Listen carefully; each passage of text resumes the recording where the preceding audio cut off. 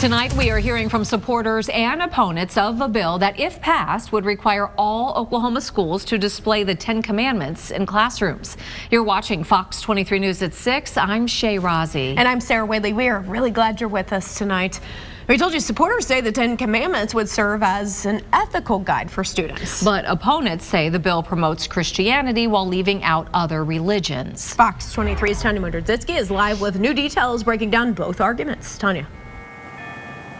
Shay and Sarah, if you remember in 2016, some lawmakers wanted the 10 Commandments outside the Capitol, but the state Supreme Court said, no, please take that down. Well, now some lawmakers are hoping that this makes the attention of the U.S. Supreme Court and changes the law like it did Roe v. Wade.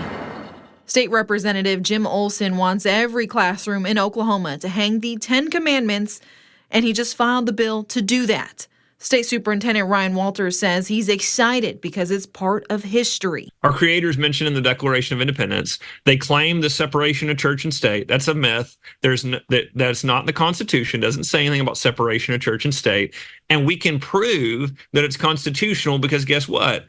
All of the schools had the 10 Commandments, had prayer in them for over 100 years at the time of the Constitution. And Chris Line with Freedom from Religion Foundation disagrees, saying it violates separation of church and state. There's no question this is illegal. Line says the 10 Commandments don't allow for religion to be neutral in classrooms. They want to push Christianity onto students and use their role to advance their personal religious belief, which of course is wrong. Walter says God in schools is what's needed to get kids back on track. And so we've got to go back to being truthful with our kids about what our history is, what made America great. And frankly, we've got to go back to tying what we're doing to truth and understanding that as you see discipline going out of control in schools, as you continue to see society devolve, whether it's drug use or teen suicide, things like this, you see what happens when you remove any mention of God. Line worries the issue could eventually be in front of the U.S. Supreme Court.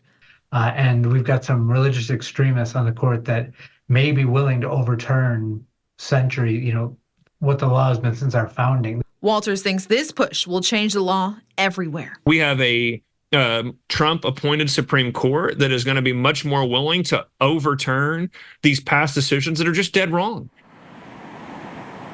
Now, we did take a poll on Facebook that's still active that you can go ahead and submit your results. So far, 51% of folks say, no, the 10 Commandments do not need to be in the classroom. Again, we want to hear from you, so head to our Facebook page, Fox23, and go ahead and submit your input.